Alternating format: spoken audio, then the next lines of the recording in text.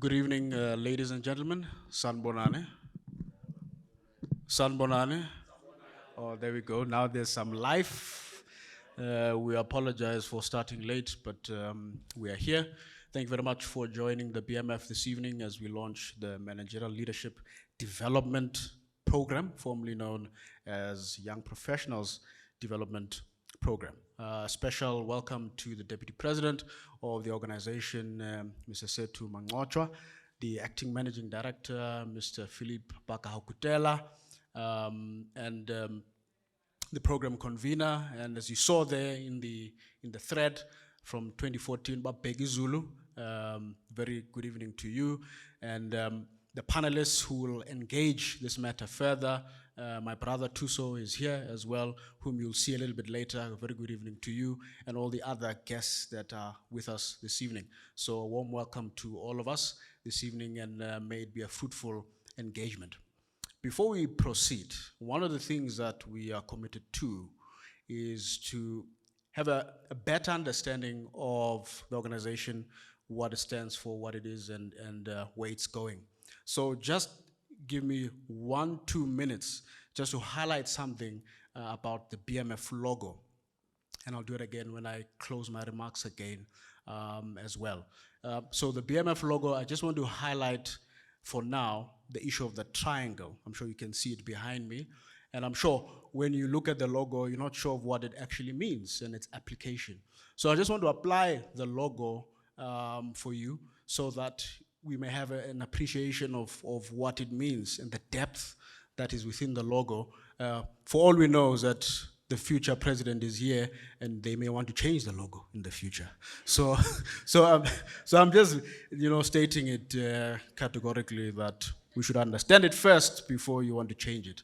So the triangle also represents the business model of the organization into three. There's the managerial leadership development side pillar. Number two, it is the dialogues, which is what we see a lot of. Number three is the advocacy aspect. So it sits on three, and everything else fills those three areas. Is it advocacy work, which is powered by thought leadership? Is it dialogues, powered by topical issues that we want to engage?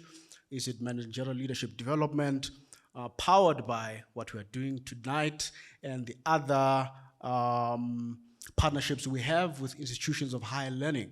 So everything falls into the three. That's the first application of the triangle. The second application of the triangle is you have the mandate at the top, you have leadership and membership. There's an interesting distance between leadership and membership. What is above membership and leadership is the mandate. Leadership is not above the membership, neither is the membership above the leadership. That's the first point. Second point is that the leadership represent the members because the leaders come from the members. So the leaders that we see today are a reflection of the members. And the members are a reflection of the leaders. All things equal, the members and the leaders are a perfect representation of the mandate at the top. So everyone is moving towards the mandate at the top, and the mandate supersedes members and leaders. Therefore, we say that the BMF is not a person, it is an idea. The BMF is not membership-based, the BMF is values-based, mission-based organization. For when it started, it had nothing to do with members or numbers. It had everything to do with the mandate, which supersedes the individual. And in time, the individuals will get an appreciation of the mandate and what it ought to do to them, and by extension, the country and the places of work which they move into as they carry that membership. Last application of the triangle, we build ideas, we build networks, we build managers and leaders. Last point for now, the white in the logo also has a meaning. The meaning is that white represents transparency in leadership, transparency in the things we do and how we do them, transparency in communication as leaders and members, transparency in understanding or the lack thereof. Be transparent, you don't understand. Be transparent, you understand, you get it. Secondly, the white also means purity, purity of the BMF values. They are pure. They cannot be replaced. And therefore the BMF remains an idea, an ideal that we all are striving towards. It is not behind us, it is forever before us. So with those words, I hope that we think more deeply about the symbols around us, so that we have a deeper appreciation of who we are and what we are becoming in who we are and where we are going. I would like to welcome Ubabu Pegizulu to give us the opening and welcome. Can you please give him a round of applause?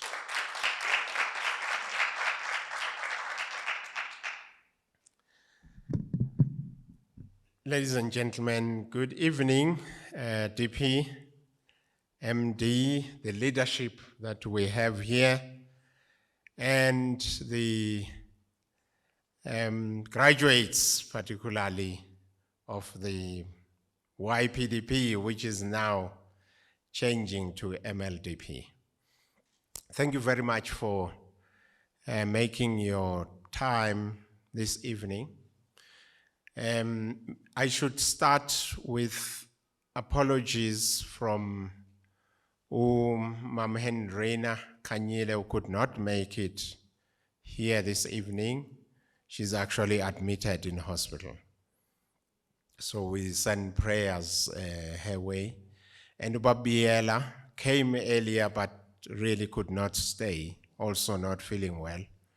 So apologies from them. What I'm required to do this evening really is to run through quickly the idea of the MLDP. Perhaps also talk about why we decided, or the board decided, to change the name of the program. May I stand this side so that I can have the sight of the slides? So the program, the presentation is not long. We'll talk about the aim, the background, and what led to the change that we see today. And then we talk about the basis of the program, which is the building blocks of managerial effectiveness framework. And then we talk about the methodology in the program, the program structure, the assessment, and then the announcement that we are going to make at the end. So, the aim of the program is really to develop effective managerial leaders. And I think we need to take note that this kind of language is unique to BMF. Managerial leadership. And it says, okay, what?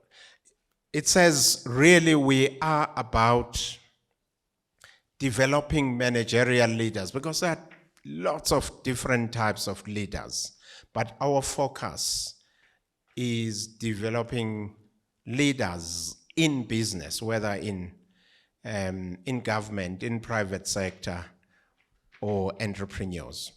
But we also say we want the products of the program to have positive impact in their organizations, first of all.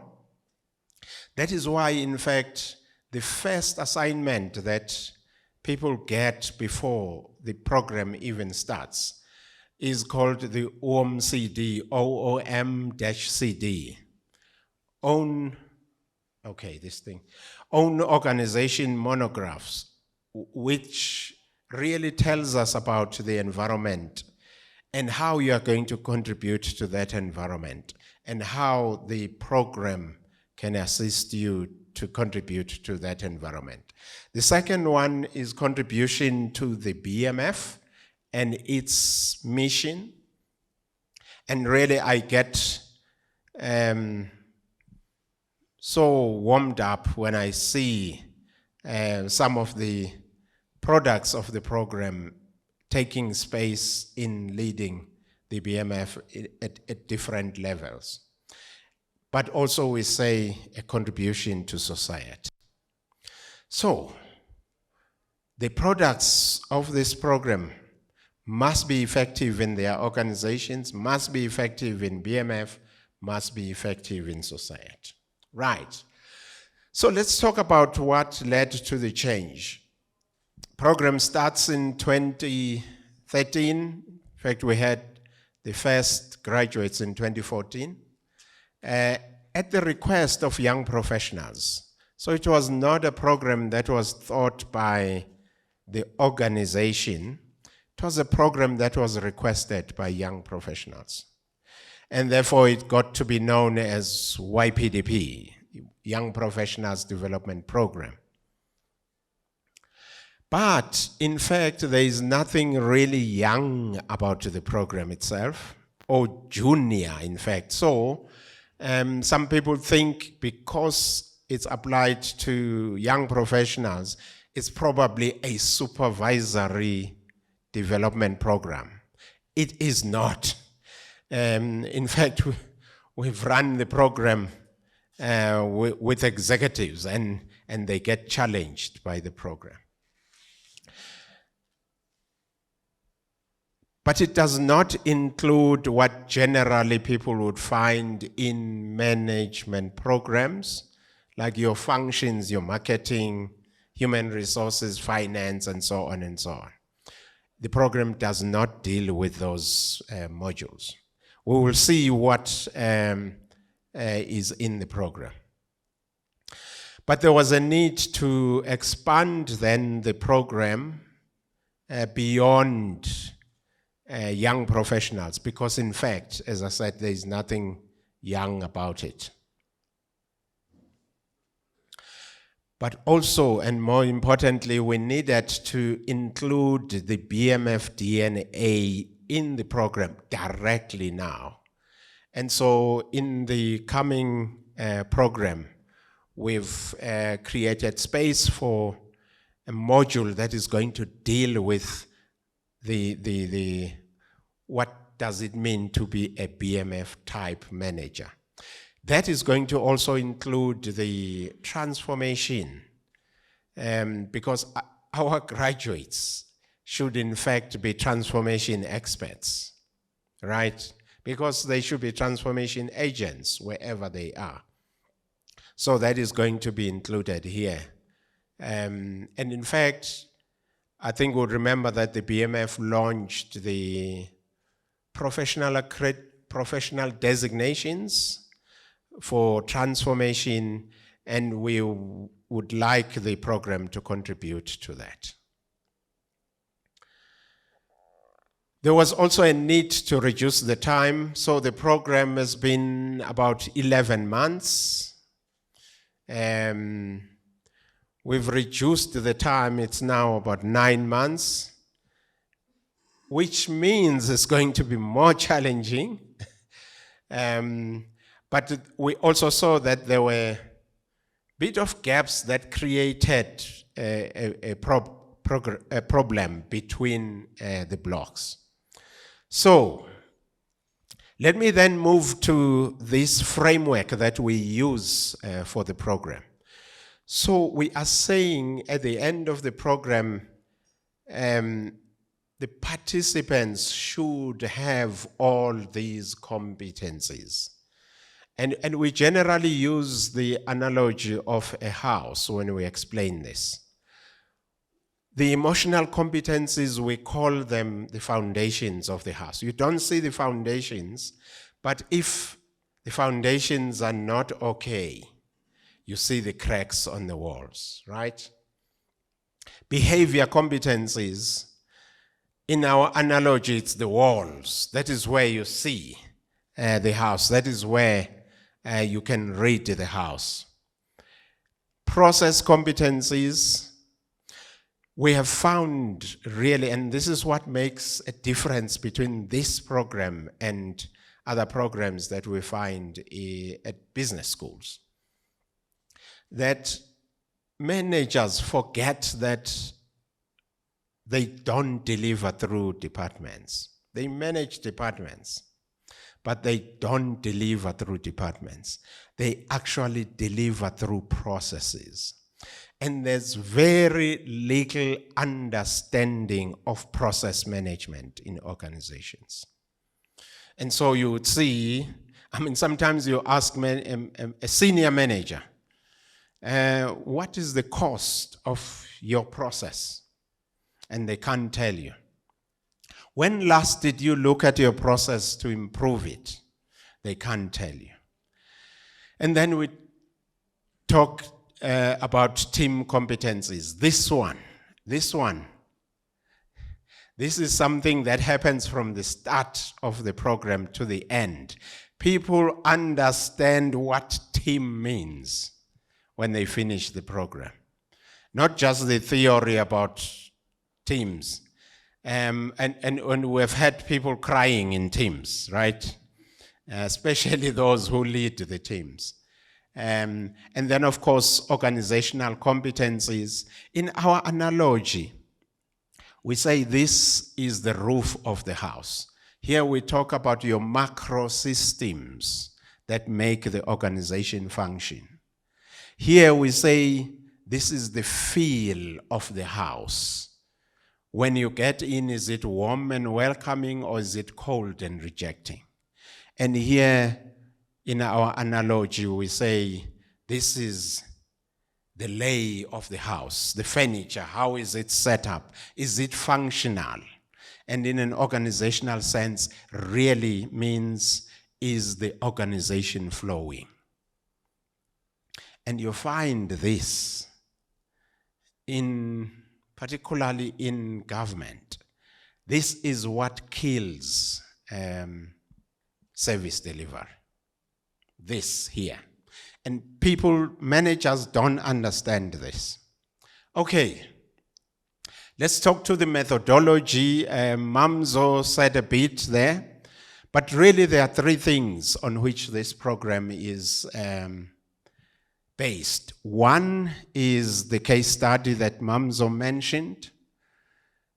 The second one is learning from one another. And this is unique really to this program.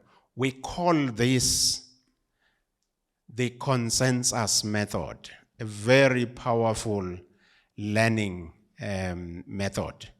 And in fact, people who have gone through the program, they will tell you about this thing. But really powerful methodology for learning. And then, of course, action learning. As Charles Handy says here, we really don't learn from the classroom. Particularly when you develop managers. You can't develop managers through theory. In fact, we've had people in the program who have completed their MBAs cum laude, and they got the program challenging. Yeah, they found the program challenging. Okay, so just briefly, this is the structure of the program. It's in blocks. There are 10 blocks, but in fact we have 8 learning blocks, and the other blocks are assessment blocks. And I will talk about the assessment just now. Just to go on the top line, the first block is orientation. There are 2 blocks for personal mastery. The one is understanding self, which deals with real assessments so that there is awareness about what you have or what you do not have that you need to develop. And then the second personal mastery block is really then getting deep, understanding how the mind works, and so on and so on. And this we do it in partnership with the Pacific Institute, who really have a wonderful personal mastery program. And then, of course, Action Learning Project starts in the fourth block, and it goes to the end where the presentation happens here. Understanding people and working in teams, understanding organizations, and the BMF type manager, which we have added now. Understanding the job to be done, and then presentation skills to prepare the teams to present their projects. Now, the projects are real projects. In fact, some of the teams have contributed to national projects where the recommendations of their projects have gone to change policy at national level. And so the projects are real and the solutions are real. Okay, I'll talk now. So this is just a repeat of the structure of the program. It's just that we've put the blocks this side, but you can see that we've got 3 modules in each block mainly. Some are less, but mainly with 3. We've got 3 modules. The assessment happens in 2 parts. One is what we call the ML, the Evaluative Assessment of Managerial Learning, which happens at the end of the program in 2 parts. One, it happens through a report, the journal, learning journal report. So from the start of the program, participants are completing their journal. At the end, they write a report from that, and that gets assessed.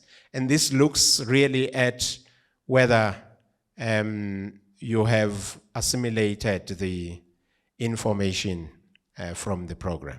And then there's the Action Learning Project. But also, during the program, there's continuous assessment through tasks, and these focus on individuals and also teams. Right, again here, just briefly, the timing, there's a formative assessment, which is continuous. It focuses on the individual through tasks, and it looks at content understanding. Summative, which is 50% of the final mark, happens at the end of the program, focuses on the individual. It's done through the Learning Journal report, and it looks at whether we have assimilated and applied the concepts from the program. And then the other 50%, of course, is the project, the Action Learning Project. This focuses on the team. The team presents the projects, the project. But in fact, this is divided into the report, the text, which is 60%, and then the final presentation to the panel of external assessors, which carries 40%. Right, so the announcement. Right now we are sitting with the recent cohort that is still to graduate, but they have passed already. We are sitting at 564 graduates of the program.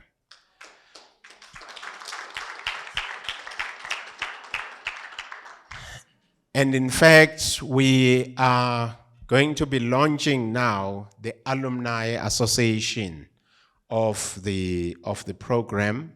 The date is going to be announced very soon, but we're looking forward to having everybody. There are great things that we are looking at doing through the alumni of the program.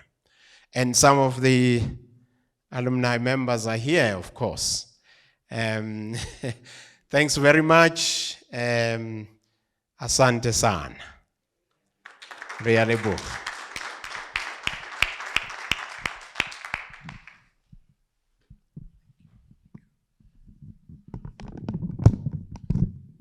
Thank you very much, Babu Zulu. I think those numbers are quite impressive. You've definitely dented the mandate of the organization. And I'm sure once the alumni program is in full force, we'll see many of those who have gone through the program coming back to contribute to the organization and its further development. So thank you very much. At this point in time, I would like to call upon the acting managing director, Mr. Baka Okutela, for a few remarks. May you please put your hands together.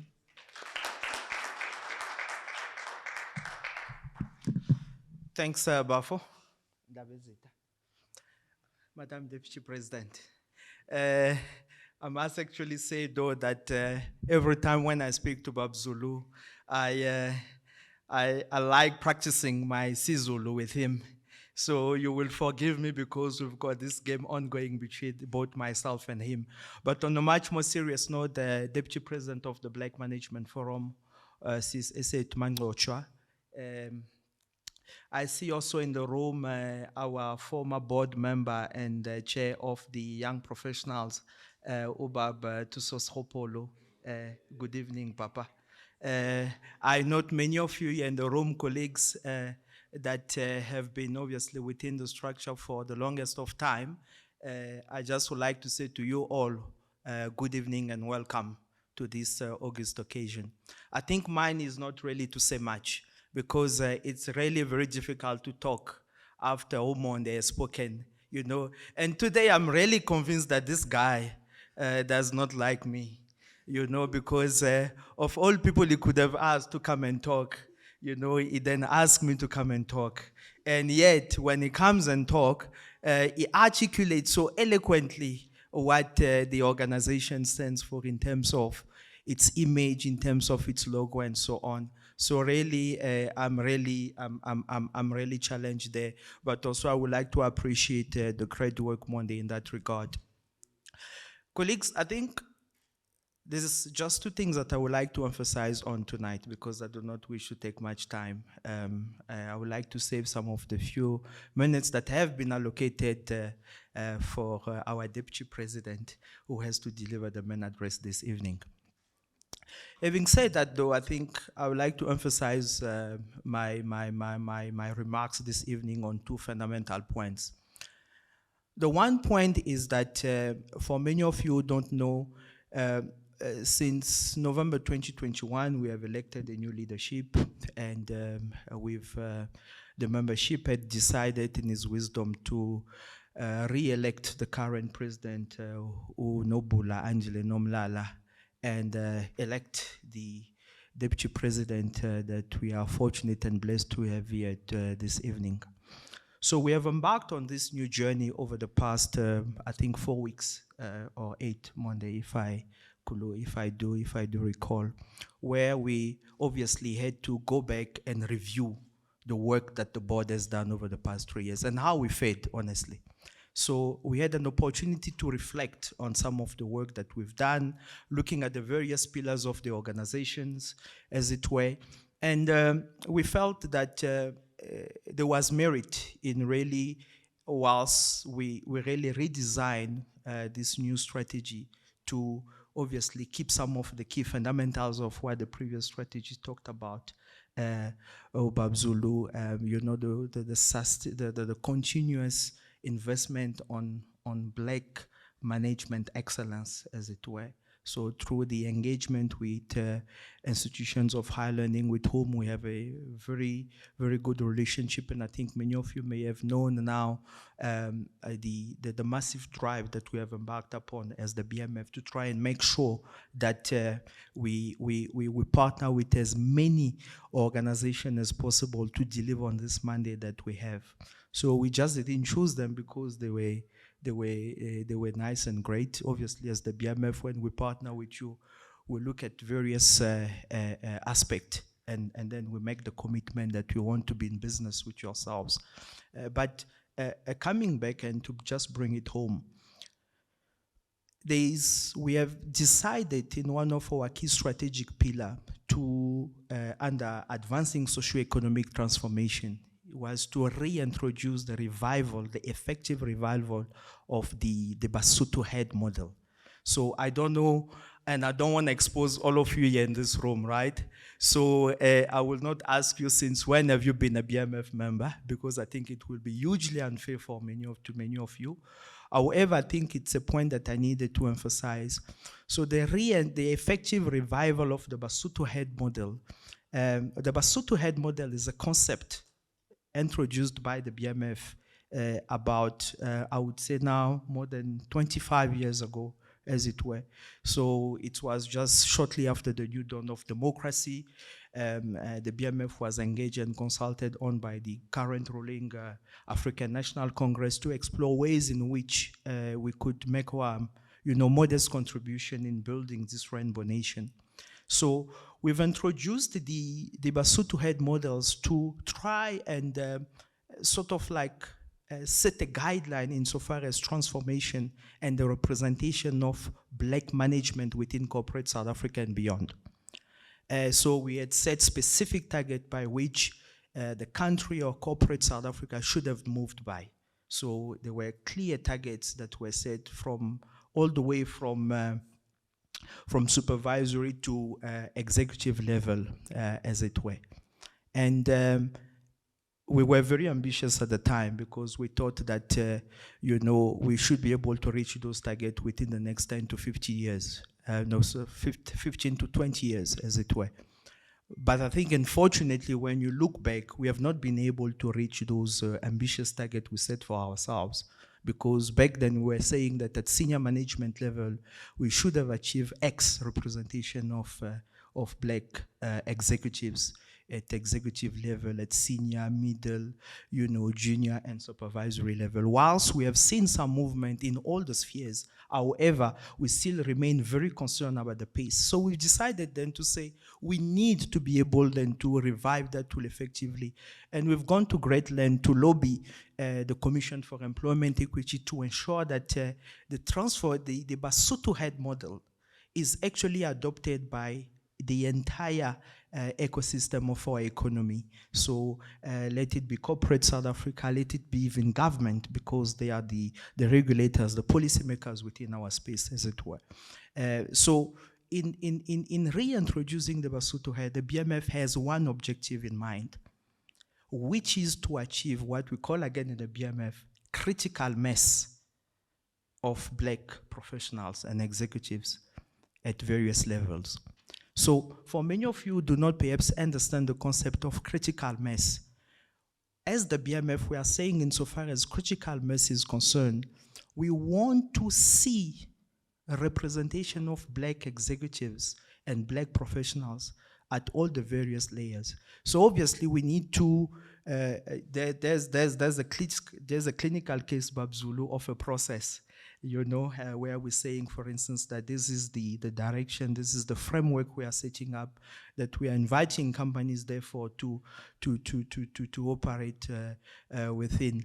But we are very conscious of the fact that for us to reach that specific objective or to reach that critical mass, we should have trained, developed, and effectively lobby for these very same people that we have trained, for these very same people we have built competencies to be able to occupy positions of leadership in a high echelon of corporate South Africa. So one of the ways in which we've decided to actually do it is looking at our internal capabilities, but also if we could not, then go out there and find those relevant capabilities we need to build or to rather reach that critical mass. Whilst on the one hand, we had focused internally through great interventions such as the YPDP now, MLDP. We've also have gone to great length to form partnership, meaningful partnership with like-minded organizations to be able to do that and realize that. So today, we are here to effectively launch the MLDP. And I must actually here take a few seconds just to recognize those who have played since a critical role since the advent of that program within the ecosystem of the BMF. I think a specific and a particular thought goes during this time to Umam Andre Nakanyele, Umamzo. She could not be with us here today just to recognize the role she has played, Ubabiela. but also to say thank you to the visionary leadership of the time who started within the young professionals. And we are fortunate to have here Tate Schopolo. I think Mr. Mashishi could not be here, from what I also do understand, just to have created the environment for this program, and obviously the support they got from the board to be able to introduce this meaningful and impactful program into the BMF. So that's the first point I actually wanted to make, that none of this we are currently doing as the BMF is just a by the way thing. It's not a by the way thing. It's part of a deliberate attempt to try and actually create that critical mass which is aligned to our long-term strategic objective and deliverables as the leadership of this organization. So I'm not going to go through the content of the program, nor am I going to make reference to what was previously called the YPGP. And actually, I must say there also, Babzulu, without taking much time, that as one of the people who was actually a project owner of the YPGP, I must say, in as much as GP, I was just the guy through whom they had to come and get information from you. I was even tired because it was very intense, I must say. And I highly suspect that I've never completed what I had to do with them. So if they are here in the room, please find it in your heart just to forgive me, because it was too intense and terrifying for my liking. But again, this is what the program is about. This is what you're getting into. So in the BMF, when we talk about developing managerial leadership, this is what we actually mean. And I would like to close off this particular subject just by just echoing and perhaps retweaking the words of Dr. Asha Leke, who currently sits as the chairman of Mackenzie Africa. In his own way, he says, and I will obviously reframe it differently, he says, my motto in life is to always remind myself of the following. Would they have mattered to Africa that I lived? Obviously, that does not apply to all of us in this room, right? But if I were to put it in the BMF context, would it have mattered the BMF did live? And that's the question more often that I ask myself. When I look at programs such as YPGP, MLGP, and when I look at the graduate, the exchange that you have with some of the graduate and people who have gone through the process, it gives me great hope. It gives me the confidence to wake up every morning, to go to the office and work with this wonderful team of colleagues that we have at the national office to deliver on the vision of this organization that the members and our forebears have worked very hard for, that it still stands where it is today. And I'm sure today, Monday, as you talk about the BMF being an idea, wherever they are, available or not, Bab Mafona, George Nangota, Bab Gacheni, Udonga Mkwanazi, and Umam Joli, Nolita Fakude, Bab Mukwena, Bonang Mohale, Achila, Mzwanele Mani, and Bab Tuzimngane, and Ubab Nobula, and Deputy President Wetu. They are all proud of what this idea has become, because it's because of such ideas that today the organization still lives. So I would like to invite all of you colleagues really around in this room to really be our brand ambassadors, especially those of you who have been through the process. As painful as it may have been, we apologize. Actually, you must not look at me. These are the guys you should actually be, crucifying. Not that I'm sure it's going to happen, but I mean, I just wanted to say though that, please be that brand ambassador who take that brand, who really carries forward the aspirations of this program. Talk to your mate at the office, talk to your leadership. Show them the impact that this program could actually have in their lives, in the life of your department, of your business unit, your organization overall, because great examples have come out of this program. I was just talking to to Tsepo Lesero Hadab. Sorry, I apologize, Lesero. Earlier, just before we walked into the room, and he was telling me how hard it was. At some point, it nearly got dumped, but I'm not going to go into those details. However, it was so intense. And again and again and again and again, I shared with him a story, and I'm going to hand here. I promise, program director. We went into a meeting at Discovery, and we were fortunate enough to engage with the leadership of Discovery. I think we met with Adrian Gore and Ubab Ayan and Saluba there. And in the meeting we were at, I think I was sitting there with the previous MD. Who I think it was one. Yes, it was one. And in that meeting walked in a young lady who worked in the office of Mr. Adrian Gore. And she sat there confidently, and we started exchanging and talking. And we went on to great length, obviously, as the meeting started, to talk about what the BMF was doing, because obviously, as you know, when you work for BMF, there's no glory for working for BMF. Actually, you are a runner when you work for BMF. Don't be fooled by these fancy titles. If you knew what happened behind the scene, you would, But anyway, be as it may, so we went there to actually, pitch an idea, a concept to raise capital for that specific project. And we went to great length talking about the program. And the young lady who was actually in the meeting with us stood tall and said, actually, I've been part of the process and I've been part of the program. And Adrian Gore looked at her and said, wow, I didn't know that the BMF had such capabilities internally to do so.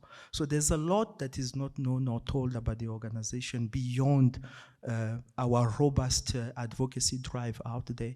So we want you, colleagues, to actually be those brand ambassadors, to talk about the organization, to talk about the programs that we offer, so that we can then give much more meaning to what we are doing here today. So I would like, on behalf of the team at the National Office, to really welcome you to this evening and really wish you well going forward in terms of your endeavor on the program, for those who are thinking of actually partaking in the program. And for those who have been there, please stay tight, remain in the ecosystem, and share your experiences with those who are not, who are still coming through the ranks. Having said that, I thank you so much, and enjoy the rest of your evening, colleagues. Thank you.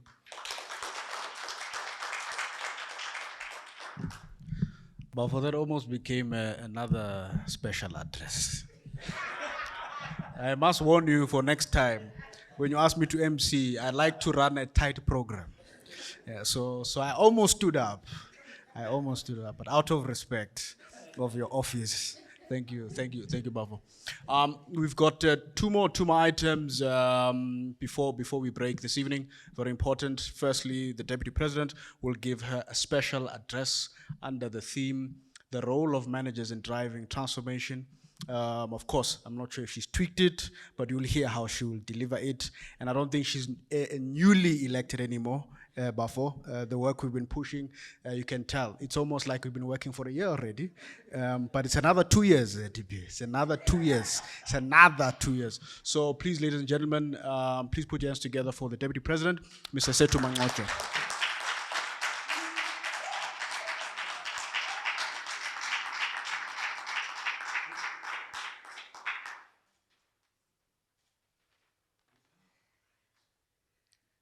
Good evening, ladies and gentlemen. I might give the shortest keynote address after the MD, who now I'm thinking of things to add on to the end of my address. For those of you who've heard me speak, I tend to be quite brief and to the point. So it's just a personal trait of mine. I get to the point quite quickly. It is an absolute pleasure to be with you this evening in the relaunch of the YPDP program, which is now called the Management Leadership Development Program. When people ask me what the BMF has to offer, one of the things I say is that as a BMF member, from the time you're a university student up until you're a senior executive, we have a program for you. So from student chapter development program to now the management leadership development program, which I know, I was told that it's not only for people entering the workforce, but even senior executives can do it. But for me, I think it speaks very much, and for me, for BMF members, I would wish that people do it early in their careers. And so that's really how I see it, as a bit earlier in your career to set you up, and some of the issues that I will discuss this evening. Then post the Management Leadership Development Program, we've got Women in Power for us fortunate ladies, which you would have seen on the screen, the testimonials of how that has changed people's lives. What I like about Women in Power, and what I loved about when the program of the Management Leadership Development Program was set out on the board, was that section about self-mastery and self-knowledge. I 100% believe that one of the most important responsibilities we have to ourselves as people, as managers, as parents, as partners, as leaders, is self-knowledge and self-mastery. And I think for a lot of us, I don't know if it's a Black people thing or a Black women thing, but I think we tend to take that for granted. And only later in life, as you make certain mistakes, you ask yourself, but who am I? I always say, if you make a mistake, but you are living in your truth and in your value system, it's so much easier to forgive yourself and to move on and to learn from it than when you make a mistake and you're either trying to emulate somebody else, or you're trying to be cool, or you're trying to fit in. Because then, and I'll say this in my own language, I would always ask myself, what was I doing here in the first place? This situation is not aligned with who I am. And so I would find it very difficult to forgive myself and to learn from those experiences, because I knew that it was not in alignment with who I was. So I love the self-mastery section of the course, and I'd implore people to really take time with that. And as I was saying about the BMF kind of journey, after the MLDP, we've then got the Women in Power, and then the MD and his team at the office have done phenomenal work in getting 5 MBA bursaries from Gibbs. I'm a Gibbs MBA bursary graduate. I thought the MBA was difficult, but I don't think I've got the courage to do the MLDP because I've been told that cum laude MBA graduates find this challenging. So I am, excuse me for not participating. And also this year we signed in with WITS. Is it 5 MBA bursaries, or is it just postgraduates? 5 MBAs as well, and that is absolutely phenomenal. So you can actually see that from the time you enter university to becoming an executive, and most people kind of link that MBA with that step up in terms of having a bird's eye view of the organization and really growing into leadership. So from student chapter all the way to MBA and becoming an executive and becoming a leader and a captain of industry, the BMF is there every single step of the way. And that's one of the things that I love about the BMF. And that's one of the things that I always tell people, this is what we offer, because people don't always know that this is what we offer. People see us scream about the rate and electricity and going to Moria. By the way, colleagues, the president said the only hope for ESCOM now is for us as BMF members to go to Moria and pray for how many days? 4. I think 4 days. So please schedule it in your diaries.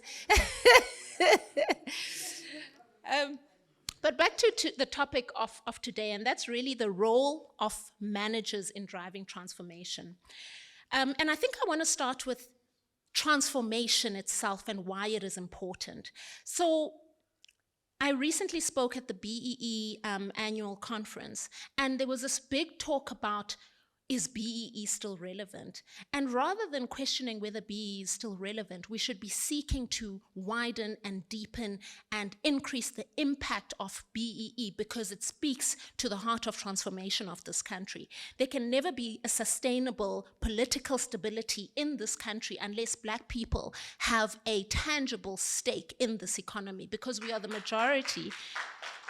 Thank you. We are the majority of people in this country, and until we have a stake in owning and management, and this is where the BMF comes in the management of this economy, there can never be sustainable political stability. And that's why we see things like the July riots, and we ask, what is it? Yes, it may be because Zuma was imprisoned, etc., etc. But in South Africa, there's something that always says, there's nothing more dangerous as people who have nothing to lose. And in South Africa, we have got millions of people with nothing to lose. And that's why you see things like the July riots, and we ask ourselves why. So it's very important, it's critical for our political stability and the stability of this country. It's critical for our own comfort. So we are privileged in that we live in these areas, we work, we're trying to make it up the corporate ladder. And guess what? If we don't pay attention to transformation, that comfort that we actually have is very much at risk. And so it is a national imperative. And that's why sometimes it is very exhausting to have to explain this to corporates such as your APSAs, who the other day appointed Mr. Ari Rotenbach as their CEO. And you know, you look at a corporate like APSA and you say to yourself, I know I did an interview and a lot of people said I said things I shouldn't have said, but that's just part of my job.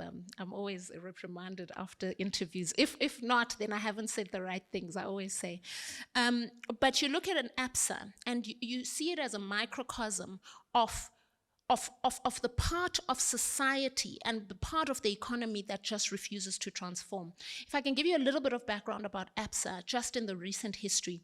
I think it was 2017 when they staged, the Black managers at APSA staged a walkout because Phakamani Hadebe, he was skilled, he was experienced, everybody thought that he deserved the role of, I think it was called the CEO of the CIB business at the time, and he was overlooked in favor of a white male, I don't even remember his name. And they staged a walkout, and Phakamani's then journey in APSA ended. He exited APSA. You then had Nomkhita Ngweni, who was also a lady who we as Black women and as Black people looked up to say she is rising through the ranks of APSA.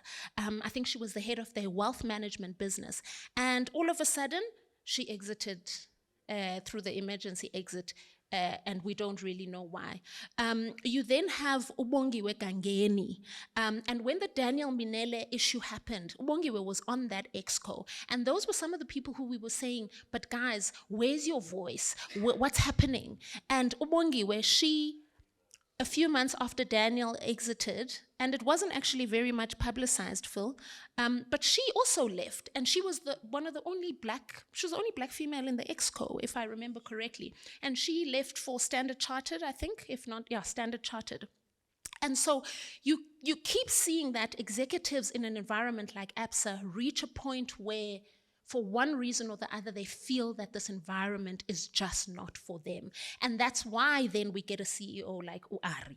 And what I was saying in one of the interviews was, it's not even that we don't like Mr. Ari Rotenbach himself. We don't like the system that has created a scenario where the board can confidently, a majority Black board, can confidently stand up and say to us, he is the best person for the job. Why is he the best person for the job? It's because you gave him the retail and business banking business, which contributes 54% of the turnover. You gave him all the tools and all the support to turn this business around and become a superstar, so that you could then say to us, but look at his track record. He is the best person for the job. But there's a system in APSA and in the likes of APSA which create Aris to be the only people for the job. And that is completely unacceptable to us in this environment that we live in, where we've seen capable, competent, experienced, committed Black executives being overlooked for the likes of Mr. Roten. I don't even like his name. It's so Afrikaans. It sounds like Frick du Plessis or something like that.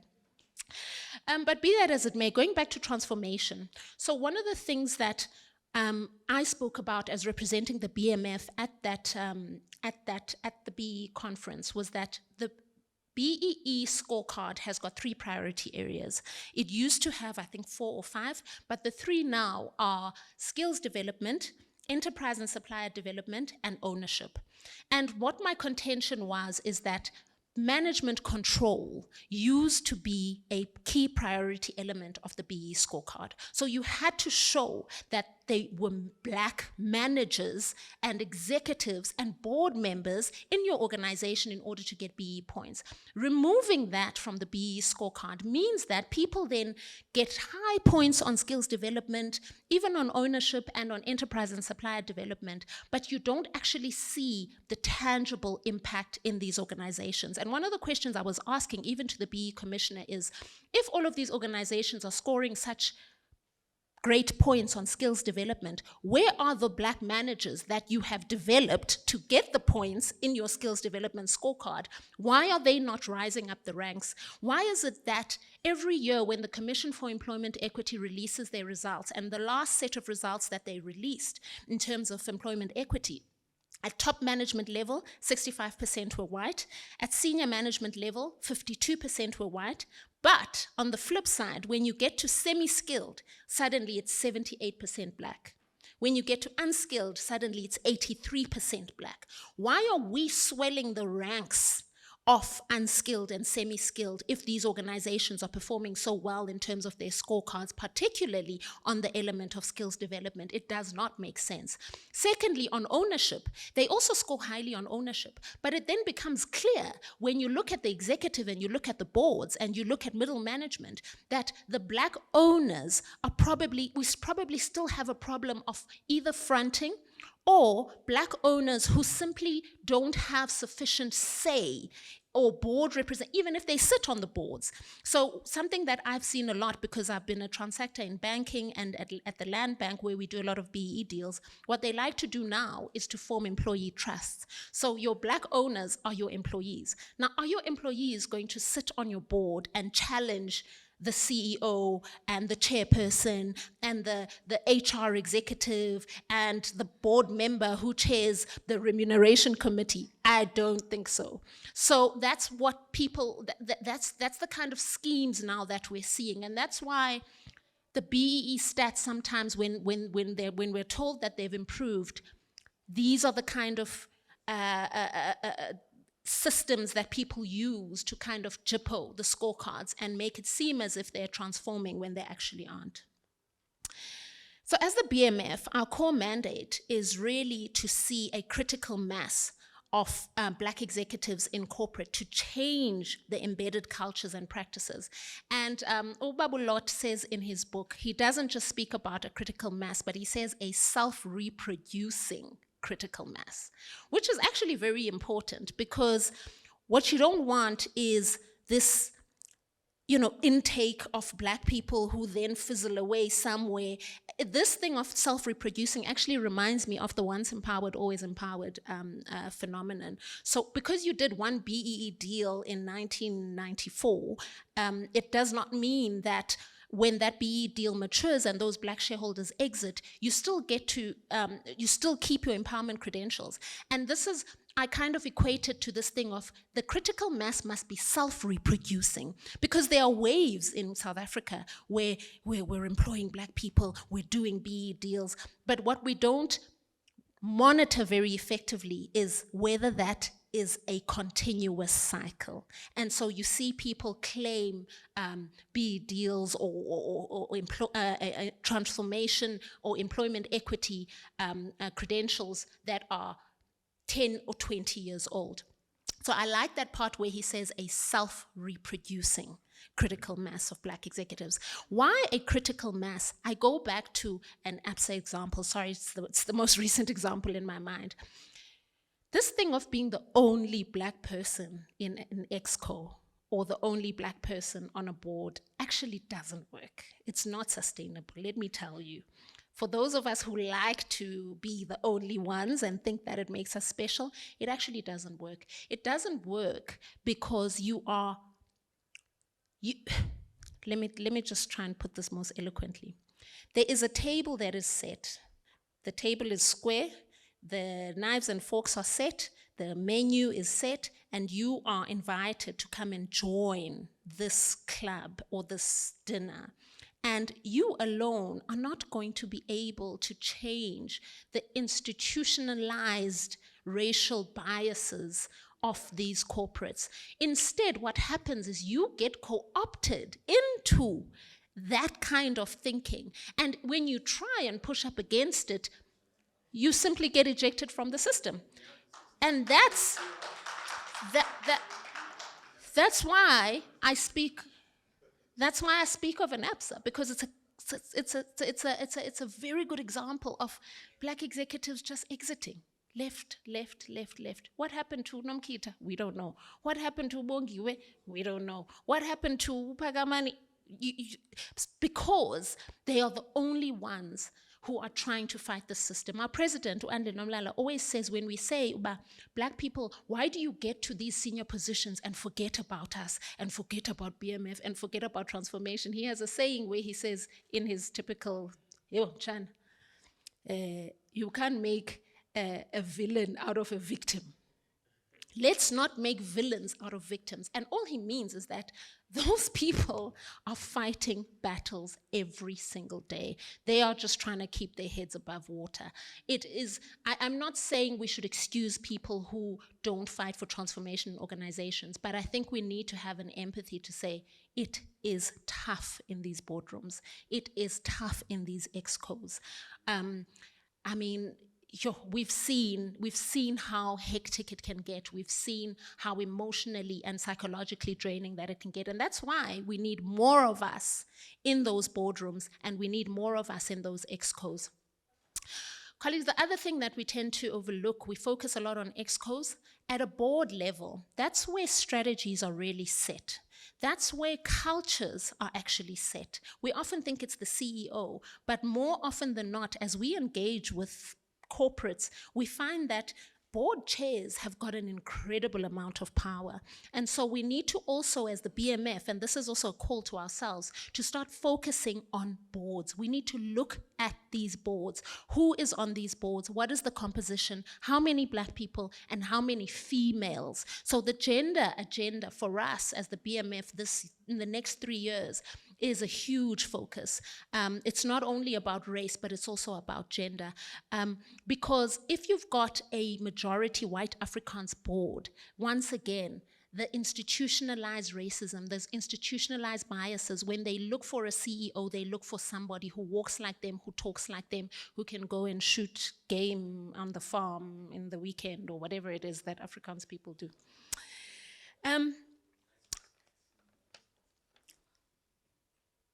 The other reason why I'm so passionate about getting more black people into executive positions and in boards is because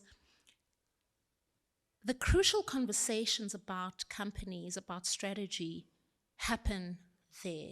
The crucial conversations about appointments, about promotions, about incentives and bonuses happen there. And we need to bring fairness and objectivity into these discussions. And colleagues, let's not kid ourselves.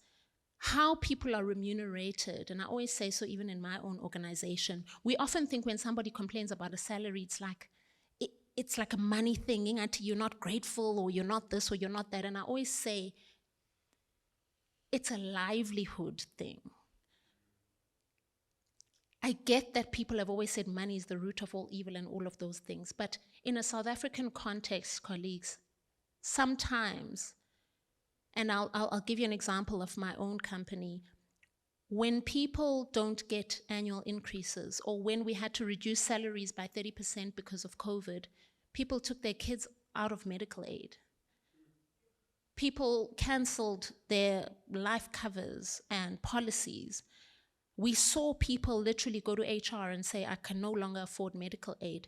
We see people wanting to work from home because transport to get to work and go back home is no longer affordable. We see people taking their kids out of the schools that they think will provide their kids with quality of education and putting them into cheaper schools. And that just reproduces this inferiority of the quality of our education and the quality of our lives. So for me, when someone comes to me and really cries to me about their salary, I recently had a scenario where I had 2 black ladies come and complain about salary.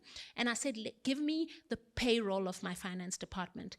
And there were 4 black ladies who were so significantly at the bottom of their pay, what is it called, that thing? Pay scale, whatever you call it. And we do it as corporates a lot, where if you're within your pay scale, then you shouldn't complain. No, if the pay scale is this wide and all the black people are at the bottom end, and we had white people who were not only at the top end, but above the scale. And the reason is because, no, you see, we bought this business from Avenge, and when we bought it, this one worked in this division, and the divisional, historical, what's, and I said, I don't care. I'm not going to have a scenario where all the black people are at the bottom of their scale and the white people are at the top or even above their scale. So as leaders, as we go into leadership, I want to implore us not to lose ubuntu, which is a BMF value, and to understand sometimes, guys, that money for people, especially junior level employees, it's literally about being able to afford healthcare. It's literally about grocery. It's about transport. It's about schools for your kids. So I want to implore you to please have that hat on when you engage with people about salaries. Then I want to talk to you guys about, lastly, because we're speaking about the role of managers in driving transformation. I think I've spoken about transformation as an imperative, as a societal imperative. But then what is your role as a manager? In order to be effective in driving transformation in your organization, you have to be an effective manager yourself. So there's a level of credibility that you need to bring. And I don't just want to speak about you as a transformation agent, but I want to speak to you about your own personal credibility. And for the young professionals coming into the workplace, I want to also just give you a few pointers, things that I've noticed, or even that I've experienced in my own career. The first thing is that you need to, I want to put this eloquently. So there are people in a workplace who work hard, and there are people in a workplace who work smart and are impact players. So I've recently read a book called Impact Players. And some of the characteristics of an impact player, and I think this does feed into being a BMF type manager, is that you do the job that needs to be done, not only what you're supposed to do. You do the most important work. You go where there is impact and traction and where you can make a positive impact.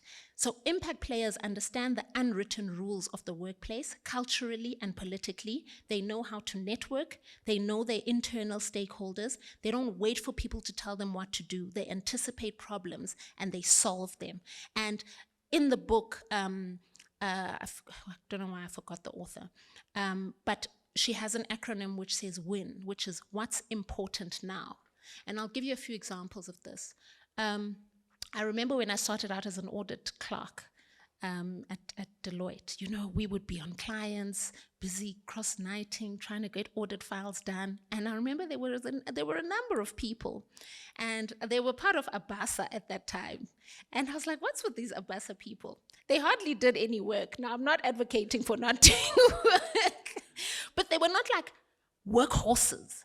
They just did what they needed to do, but they were effective, and they knew all the partners, and they organized Abasa events with Deloitte, and they were climbing the corporate ladder, and they knew the politics of the organization, and they were being put in positions of influence. And you'd ask yourself, but I'm working so hard.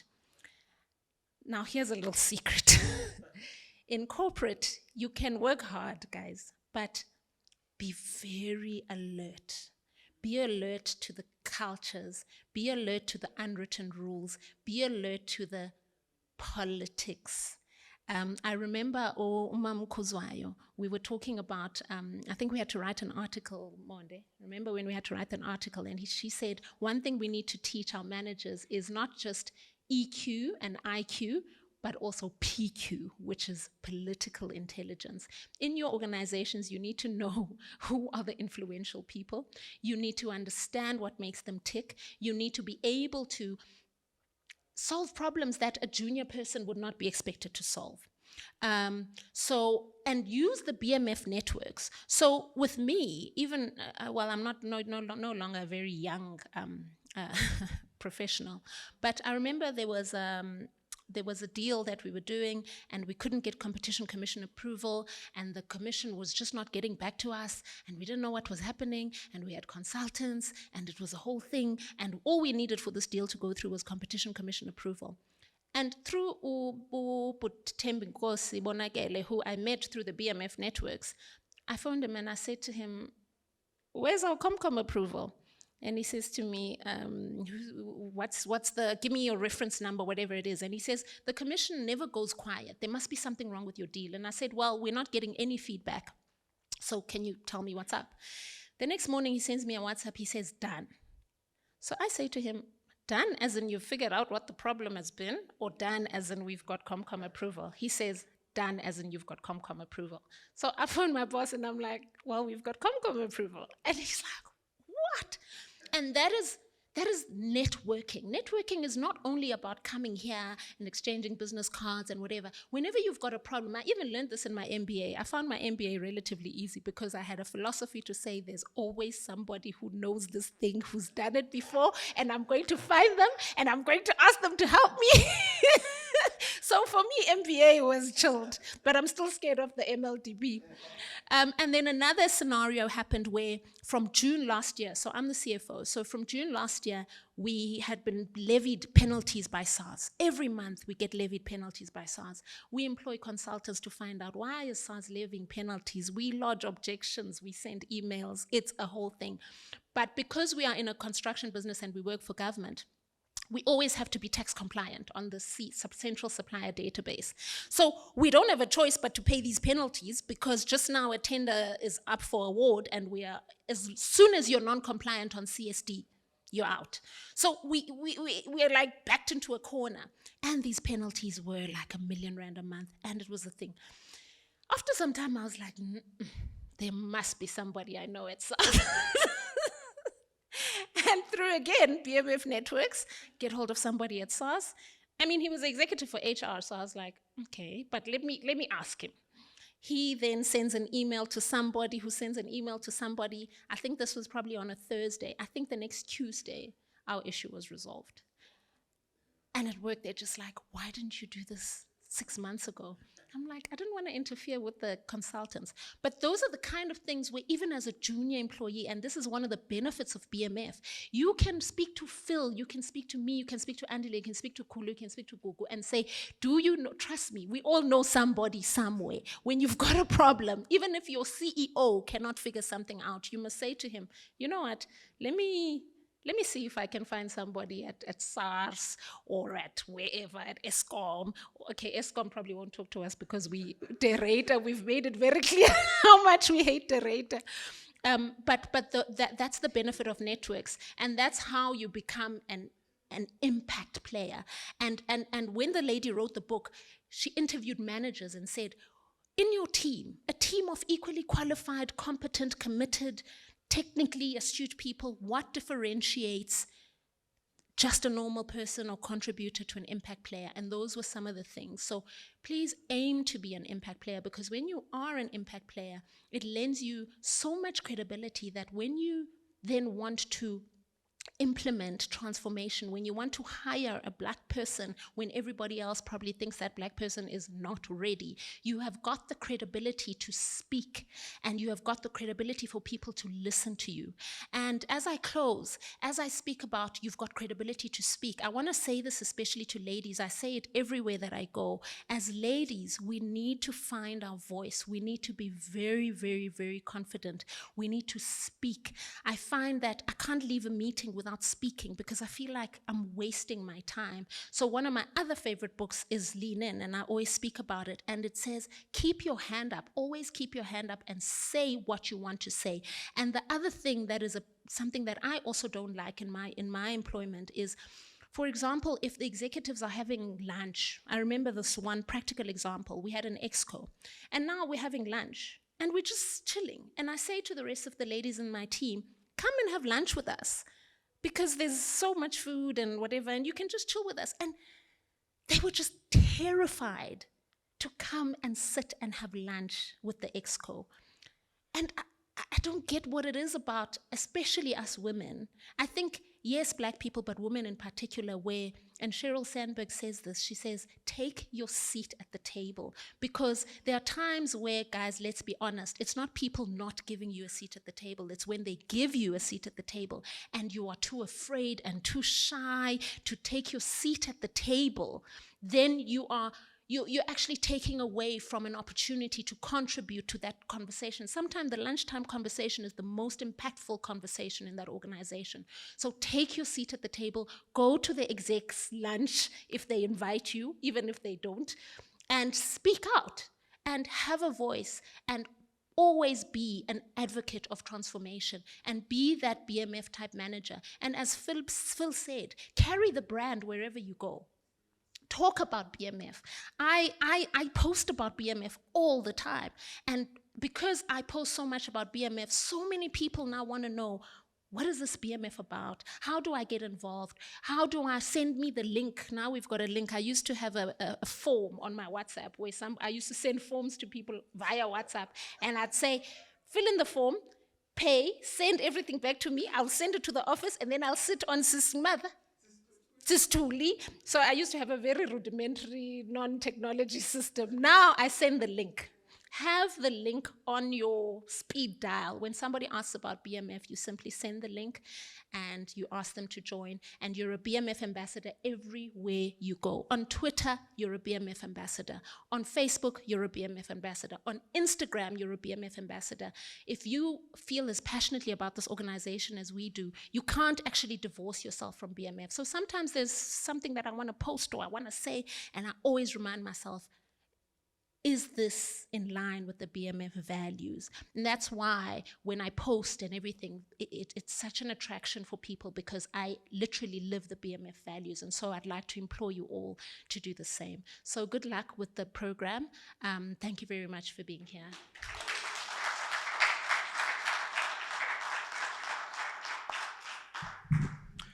Thank you very much, DP, for an inspiring address. There are many gems there that I hope all of us would take with. We are going to move into our final segment for the evening, which is a panel conversation. I'm not sure if there's another mic because there's 4. We just need to check if there will be another mic. But I'd like to call the panel up front and the facilitator of the conversation. He's already been addressed more than once in the previous addresses, my brother Thuso Sekgopolo. Thank you very much, my brother, for your time. Quick story. I met you in 2013, and it was also on a platform. It was on a BMF platform. I don't know who spoke first, whether it was me or you. But this is what you said, and I've said it to you in private, but I'm saying it in public now. No problem. You said to everyone at the BMF event there that if young people don't take personal responsibility for transformation, then who will? Right? And so from then on, I kept that in the back of my mind. You were quite angry, Futi, that day in 20. I don't know what happened during the day, but you were very angry in 2013. So thank you, my brother. May you please come up front with the panel. So let's do it this way. I'm going to allow you to briefly introduce yourself. Right? Unlike Monday, I'm the person who will stand up and grab a mic if you are too low. Right? So let's start with you. Very quickly, Sanbunan. My name is Lesego Mapanga. I'm from Benoni. I'm currently working at Standard Bank. And I'm a very fresh member of the BMF. So my very first introduction was this course. I wasn't sure whether the BMF was accepting me or they're trying to give me a hint to push me back, because my very first experience was YPDP, and it was a whirlwind, but I'm better for it. Good evening. My name is Kensani Hlongwane. I was in the 2019 and 2020 cohort, and it's good to be here. Thank you. Khotsong, I think it would be proper to recognize the Deputy President of the BMF, the MD of the BMF, Dade Zulu, and all of the other members of the BMF and the BMF executive. I am Shue Ku. I'm currently the station manager at Voice of Vets. I am interested in development in media. I also have a problem with tapping sounds. Sorry, Dingalibala. And I am interested in development, and I am interested particularly in the role of media in advancing development of Black managers, and that's why I am in the BMF. And so thank you very much. Khotsong. I love the fact that Ushosho says Khotsong. In fact, we are from the same village in the Eastern Cape. Interesting enough. My name is Lisa Lee Settingalibala. I think that everyone says Lisa, so please say Lisa. Don't say Lisa in full.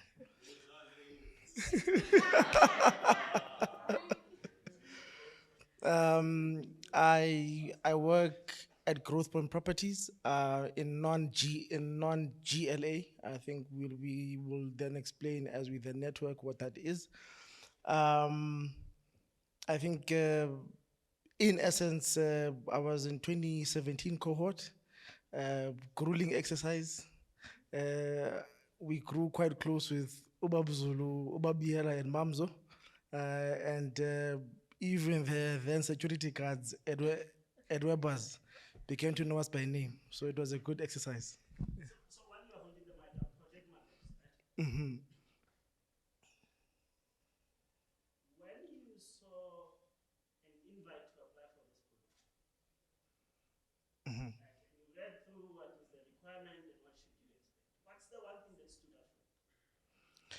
I think that, for me, I had, from joining the BMF in 2010, and being a person when I then came in, what people don't know is that I had a massive stutter. I wasn't able to speak at all. I think when it came to branch meetings, the chairperson of my branch at the time, because I was his secretary, Ushonisani, he as the chair had to sometimes take my notes and then speak on my behalf. So as the years went on within the BMF, I then began to be able to speak properly. So that interesting enough. So, and funny enough, he said that I'm going to make you the chairperson of the branch so that you speak even more. And when the YPDP program came along, he then said to me,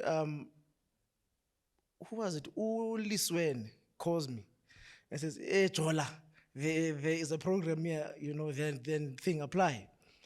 I then look at it, I say to myself, damn it, I mean, I have been waiting, more than 10 years for a then program that professionalizes our thinking and the methodology within the BMF. So I said, you know what, I then am applying. And I was very hesitant because there was a price tag associated with it at the time. But it then proved to be to the betterment. Yeah. Thank you very much. So, Shosha, let's come to you. Thank you. You are a manager at Voice of Vets. I mean, you're in management. There's this program that you've went completed. Looking back, what's the one thing you take that you think people here will benefit? I think I went into the program. What I was struggling with in my managerial role was that Kimosoto, it's not even funny. Even when I speak, I sound like Kimosoto. And I think the reality of many of us sitting here is your Mosoto and your Khotsong person is your domestic worker. So in my first meeting, and I'm sitting in the boardroom, one of the vet students says, "You sound like the Ausi that works at home." I didn't know Basutu could be like these people. And I think for me, at that moment, and I saw there was no malicious intention on the face of this child, they are expressing their lived reality. But I think for me, I had to sit there and think, what's my role in being that Mosotho woman for this woman who sits in front of me, but also many other women out there who we only recognize as domestic workers or people who can just only be secretaries. And for a long time, I had not spent time investing in myself, and I had not spent time in developing my skill to become a better manager and to be able to manage people. There are many takeaway points. I mean, this program is grueling. I don't know how many times I wanted to give up. And I think the appreciation goes to Ndate Zulu, Ndate Biela, Dimamzo, because I think the support they bring in is unparalleled. And the grace with which they manage the participants and the candidates is very important. It's one of the reasons we stay in the program. And I think for me, I'd say one of the things I did take away was this thing about people, that people are very complex to work with and to manage. And that's what I took. And I think that, yes, we are managing processes, but we are working with people. And they too are at that bottom level of what we are looking to. And you need to understand where they are emotionally and be able to get the best results with those people. So I think for me, my takeaway point is this thing about people. Thank you. So Kensani, before we get to you, you know, I was saying to Monde earlier on, actually Monde, you were standing on the side and I was explaining the phrasing of develop managerial leadership, right? And one thing that Eric, as we call him, always said to us is that management is about system and processes. And Bonamo Hari says it so eloquently because he's a storyteller, right? But leadership is about the people. It's tapping into the emotions of the people. Yes. Understanding why a person who normally comes to work on time, suddenly after they become a mother, they come to work 20 minutes late, and pausing being able to say, what caused you to be here 20 minutes late? How can we make things better for you at work and at home so that you are productive in both ways? But we'll unpack it one day with them, not me. I know that. So, Kensani, you have a master's in management, one. Secondly, a master's in arts. I told you I'll be your agent today. Right? No invoice coming. You then choose to go into the YPDP. Your academic development space compared to this development program of the BMF. Where did you explain the difference? Sure. So the degrees were largely research-based, and you spend a lot of time working on your own, right? You do your own data collection, you do your own writing, your own editing, you do the whole span on your own, you attend class on your own, and on the odd occasion, you'll be divided into groups. But social sciences, at least in my day, were largely in that form. I then go into the world of work, because, I think I know it all, right? Straight from varsity. And wow, shame they showed me, hey? They put me down, little girl, come down, right? Because, you have no experience. And a large part of that stemmed from my social skills and a lack of social skills, because you work alone when you're doing in social sciences. Now you come to the world of work, and of course you have team members and you have your boss, and the dynamics change, right? From where you were at varsity because you have your lecturer, or depending on how far you go in your studies, you can do postgraduate, and you interface very closely with your supervisor.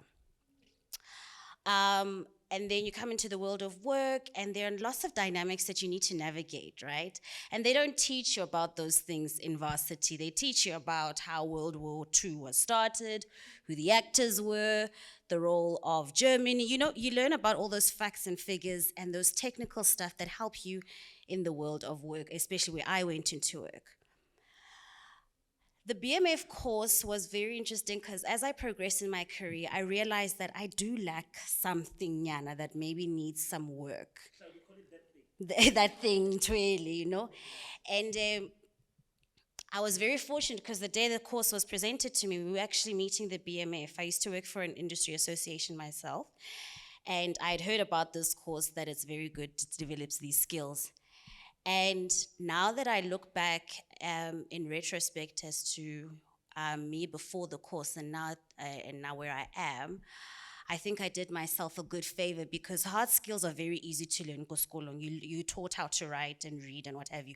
Soft skills require a lot of patience and a lot of practice and commitment to self-development. And I think to take your words, I'm better for it. And I would really encourage that this is a good course to develop soft skills because I think we all have consensus that we work with people and we need to learn people's emotions and temperaments and what have you.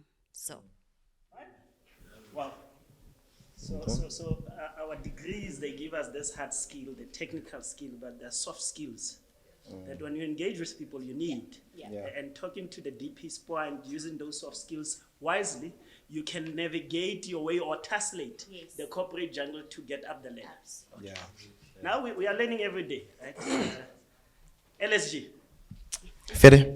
When now you come to the BMF as a manager as a lead, right, of one of the segments at Standard Bank, very complex organizations to run.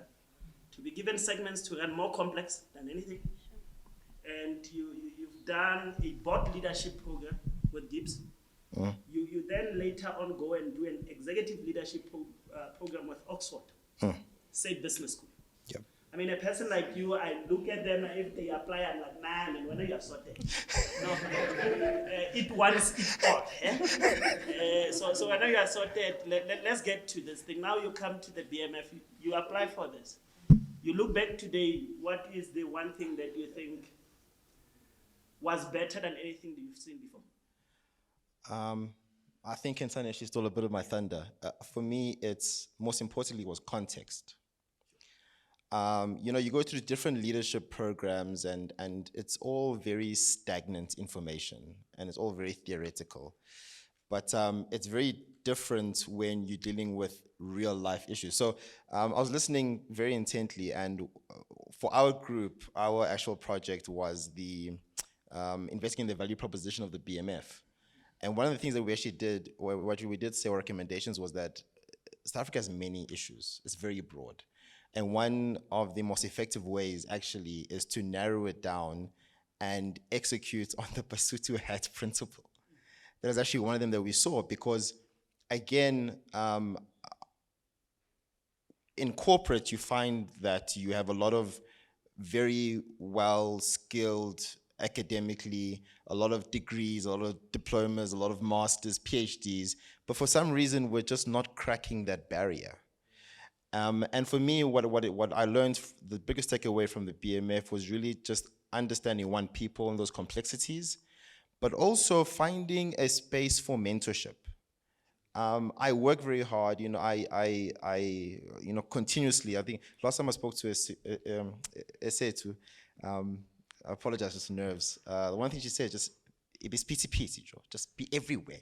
Just be in your youth, just be, and it's 100% because at the end of the day, you're gonna put yourself in the best position to win. And when you're in the space, especially in a very corporate space like banking, there is no mentorship. You are on your own. You are fighting, and for some reason, there are black leaders, but you're just not getting that leadership. And my story is very similar to yours, whereby the best paycheck I've ever received actually came from an Indian lady. A majority of I've only been working for about 6 years, and I've only had black managers.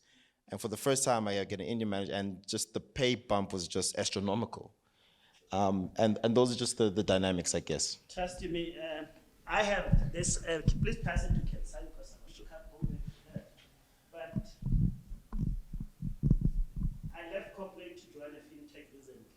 And as I gather my friends over fire and a glass of wine to talk about our experiences, the one thing we all agree on is fighting for a dike is very expensive and taxing.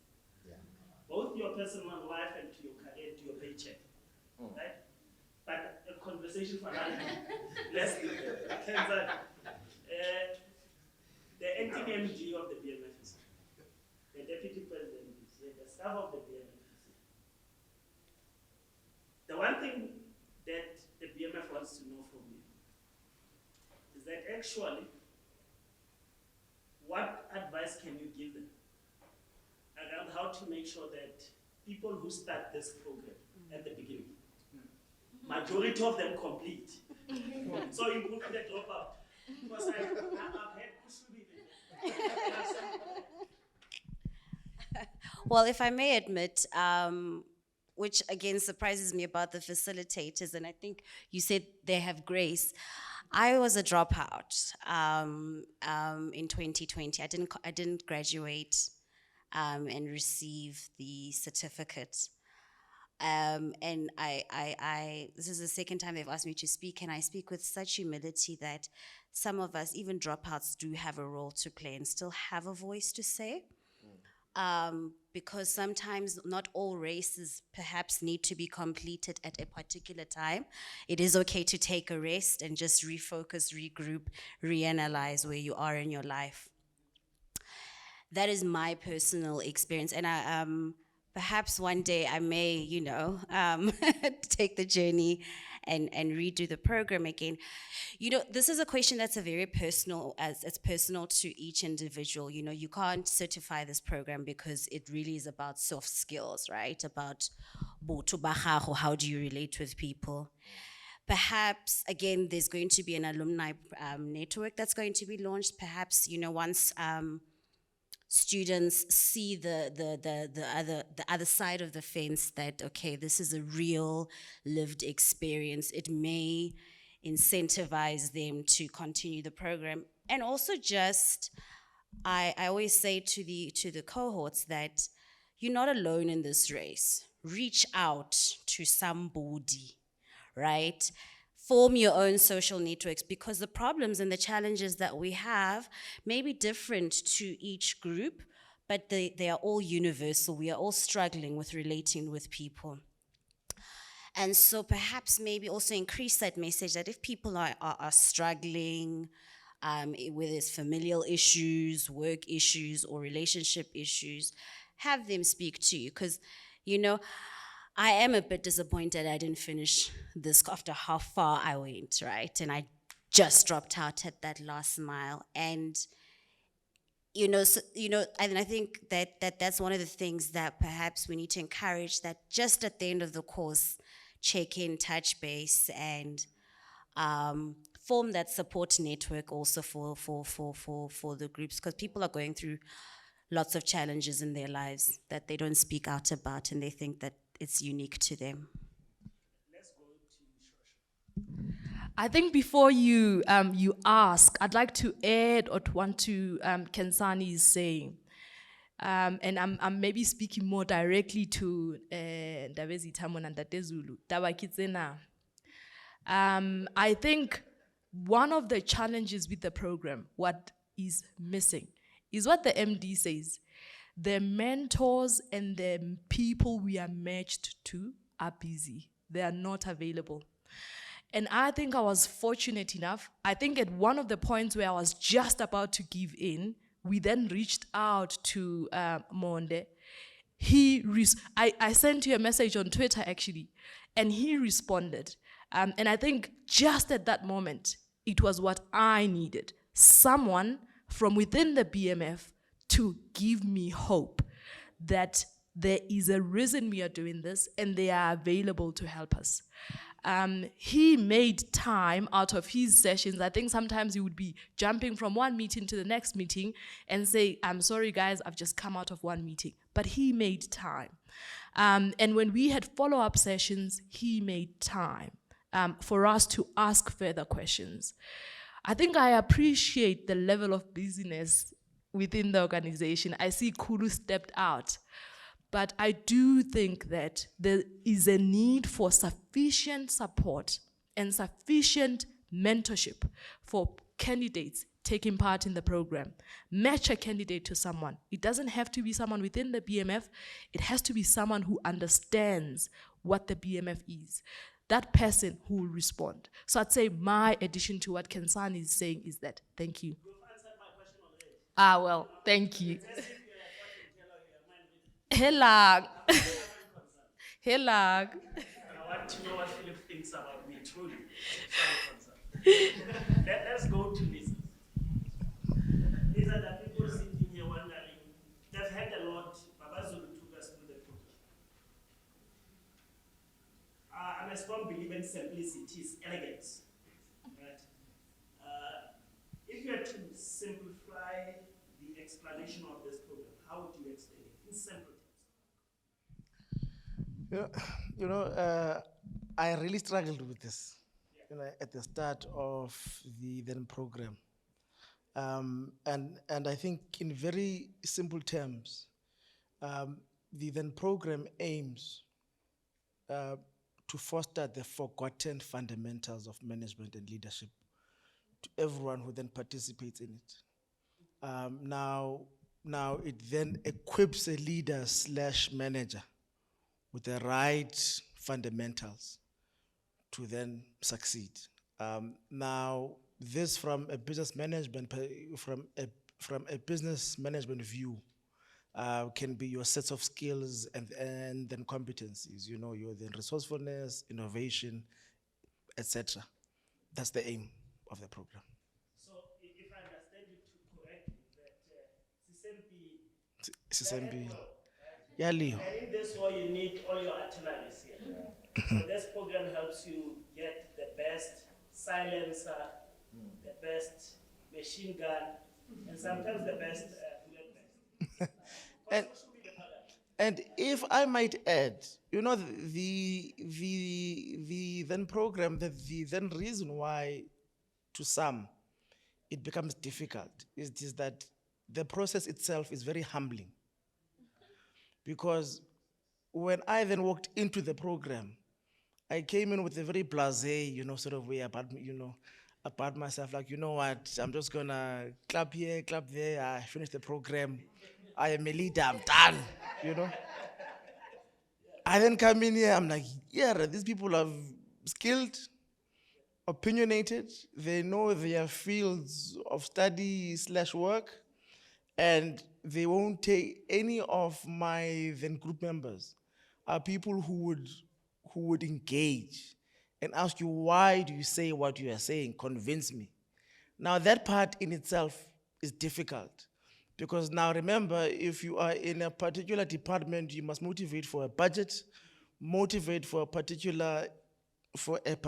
a drive or something. You have to motivate adequately. You can't just say, let's do it, it's progressive. You have to quantify it in a very quality way. So the then program humbles you in that manner, in placing yourself in another person's shoes. How do I motivate this person to reach a particular objective? And how do we all reach it together? Which is why we really hated consensus. Let's put it there. Can you bring a mic to Lesego here? Because this consensus, I think Baba Zulu 2013, when the program started, at Vodacom, I attended a session when they were doing consensus. I saw people getting angry. When your short temper is getting exposed to people. And most you look at group dynamics, you can see this one wants to impress that one, but we shouldn't. People even ask to take early breaks because you need to step back. And I think part of what you're saying is that you have learned to deal with different personalities, different qualification and expertise from people, the same as you would do at work. But here you have a practice ground. You are not like Kaiser Chiefs. You're not always on practice. You're going to get to play the match. I'm a Kosi fan. Listen, everybody talks about the hardship of this program. You work for a bank. I used to consult and consult with the banks. Yeah. You work for these people, an institution like Standard Bank, hectic. And then you have a relationship, aka Omjoy. Yeah. And you have social obligations.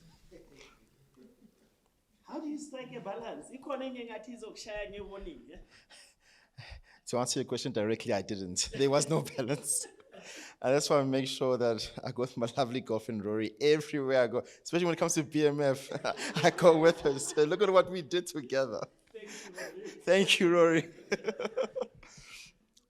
It's it was exceptionally grueling, and especially because in context of 2021 was a really tough year. So I lead payments in Standard Bank.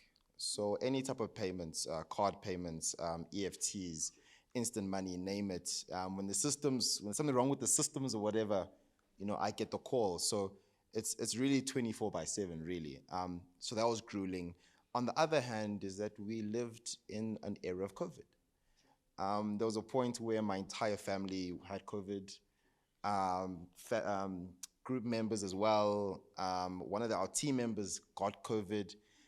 And what that really taught us is that was really to go with the ebb and flow. So we really got a lot of flexibility within our groups because the workload is not evenly spread. It's not.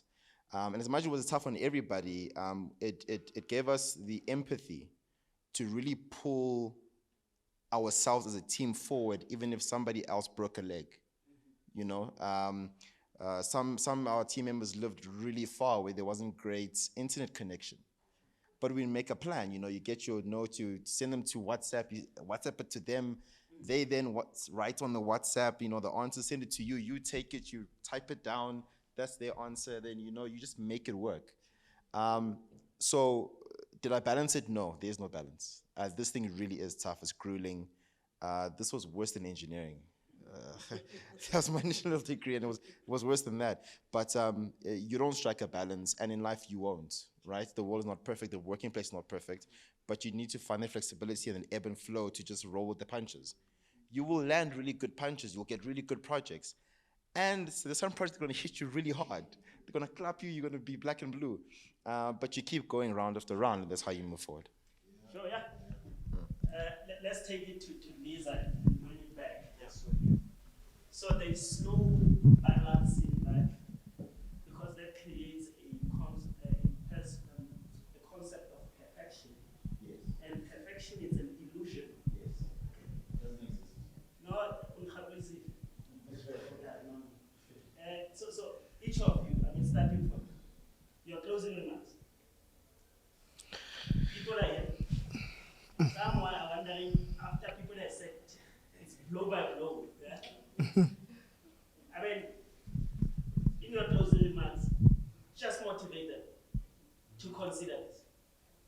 And that's the same request to all of you. I'll put this in context of the BMF, so that I just hate having, I just hate those Tony Robbins type thing. Go for it. I think that the then program after we did our then whole project, in context is that we reached out to German associations, reached out to government SOEs, private companies, you name it. After the program, I found that now I was able to see much better in terms of my macro perspective of our entire country. Now I was then able to speak to a CEO and be comfortable within the conversation and diagnose their industry, and then be able to say, look, this is what you need. I'll put it in context. In my work at Growth Point right now, the position was not there prior 2020. The whole department wasn't there. But in 2020, I reached out to the then CEO. I said, hey, look, COVID has humbled you. You are a very big company, but this is a gap within the company. What are you doing about it? A few board meetings later, the guy calls me and says, yeah, you are right, young man. Let's talk. So I then said to myself, oh, okay. Now, when you're dealing with this root cause analysis And all of these consensuses and all of, the then whole program, always remember that there's a macro perspective to the program, and you must be able to then work around it. And it just blows your mind at what you do afterwards. And plus, it is also helping me with my PGD, so it's great. All of that helps you. All of that helps you. Thank you very much. I think so I'll leave the theory part of what we learned there. I think from the very first session, what we learned was we are good comrades. Lesego talks about empathy. And so for me, my focus would really be on the people-centeredness of this. And I think also largely because this is what I really struggled with as a woman in leadership, that people expect you to be motherly with them. And when you come across as not so motherly, but very let's work hard and measure the results, it becomes hard. But from that very first session, it was love your comrades. So I think for me, my starting point is always you have to love the person you are working with. So I think for me, it doesn't matter what happens. Is earlier on, Monde says, I respect the MD's office and I would not stand while he's speaking. And I think with love comes respect, comes a level of empathy in how we deal and address issues. And because I loved the people I worked with, and I loved my group members, and I loved every participant, I think when I had Mudisa Utsile, who's one of the gentlemen who was in our cohort, and I heard his voice, I'm like, I know this guy, because we were online, yes, but I had grown into loving him and loving his contribution at the work. So for me, that was something that was very important that I learned. And that's how we are only able to have that level of empathy. But I also left the program with a family. We were in a group. It was tough. We met online. I've gone on to meet some of the members at some of the BMF events, like the conference in Durban, who were coming from the Eastern Cape in person. And it was, I could say, the Keledi could just fall mahlong aga, because I couldn't believe that I'm meeting this person who, in my head, was just a voice and just a face that was framed. So that was really great. So I've left with the family. I have left with mentors. I have left with people that I work with. And that for me has really been great. And that's what the BMF is that it gives you a family, a network of people to connect with and to build relationships with, to develop and grow as a Black manager in a country that's otherwise very unfriendly to us, especially as Black women. Thank you. Yeah, so it's the family, the network, but Love. most importantly for me, it's the emotion that gets developed, and you express it as love. Right? A blind and arrogant leader is the one who takes emotion out of leadership. Sure. I thank you for that. That was beautiful. So, Babzulu, I'm a bit concerned that there's a elective or a module that's not there called racism and sexism. For me, is it there? Oh, is there? The isms, sure. Yo, that particular. Just pause. I want everybody to just be silent and just give you a short audience, right? Because I have a feeling you're about to say something very good for them. Okay. You can now continue. That particular one for me really was very difficult to process.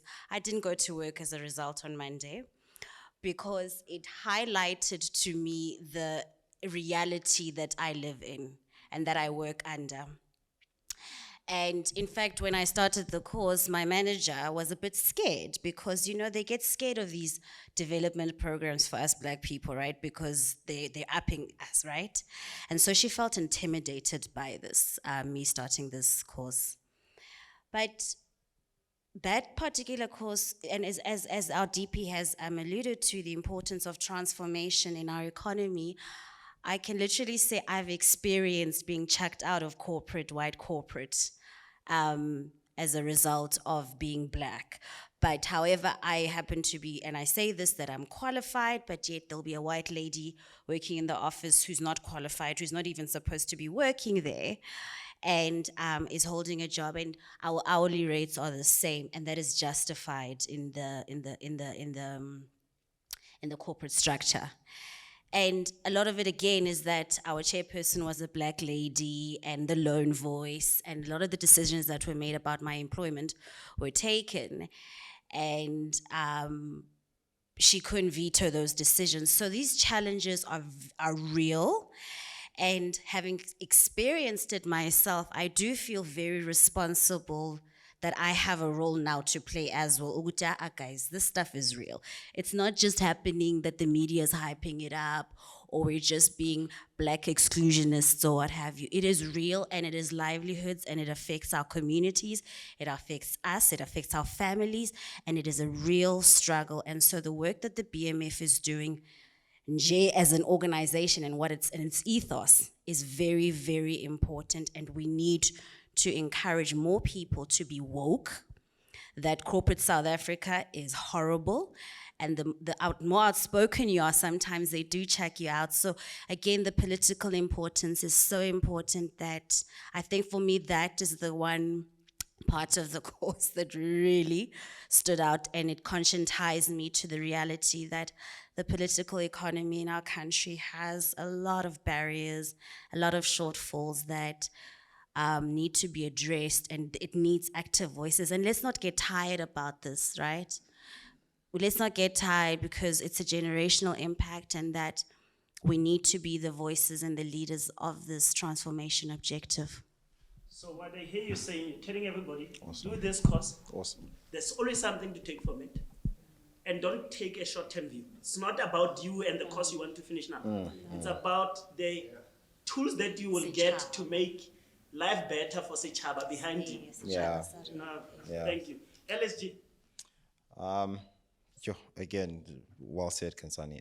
For me, I'll describe it as recalibration. It's a recalibration in that it's a safe space for excellent black professionals. And we undermine the fact that there are very few of those, extremely few of those. It's very taboo. There's conversations that are seen as being very taboo within your corporate spaces, and they are fundamental. So I think for me, it was that recalibration, because you get tired. Everybody has their own battles, and we go through the workplace, and as a professional, very much alone and dealing your own thing and climbing your own ladder. Whereas then you become content. 100%. I'm fine. Done. So you lose that, right? Because you lose the essence and the feeling of it, and understanding as a collective, what are we trying to push and what are we trying to do. But I think what this does is just brings everything back home, and it does it aggressively. It does it so aggressively that it's almost now permanently imprinted on your mind. And if anybody takes anything away from that, it's, again, the macro view of what we're trying to do as a people, fundamentally. So is the macro view, is the fact that once you are done with this program, there's a lot you take that nobody can ever take away from you. Okay. I don't know about you. I think I now have an MBA, right? Because of you and your experiences. But for my side is to say thank you very much. Because without you, a program like this would not have continued. For it to continue, people have to apply and participate and complete, or even not complete, but know exactly why you didn't complete, right? And it gives it impetus. It gives it longevity. I'm certain, Baba Zulu, I'll check my facts. We are on year 9 of the program from the concept days, and we are on year 8 of the actual cohorts. So approaching a decade of doing this. It's one of the programs in the BMF that lasted the longest. I will check my facts. Philip, you'll keep me true. DP, if I'm wrong, I apologize. But I have a suspicion that will confirm later. But from the BMF, through a mouth of a commoner, that being me, from the bottom of our hearts, we thank you for your insight, your participation, and we wish you all but nothing. We wish you. Hold on. Ke tlo e betsa ka Setswana. Ke tlo e bua ka Setswana. We wish you nothing short of the best in both your personal and professional life. As we say in Kiswahili, asante sana. So as our panelists go back to take their seat, thank you very much. Maybe few simple highlights, right? First cohort conceptualization 2013. I remember then I was the chair. There's no president in YP. I was the national chair of Young Professional and sitting in the BMF board. And I said in an open platform that we are done with forums in the YP because these monologue sessions are nothing but a waste of time, right? And later on I learned I was wrong because we all take from different platforms, right? But we said we want to develop a program that will change our lives for the best. And Mos Mashishi at the time was head of skills development.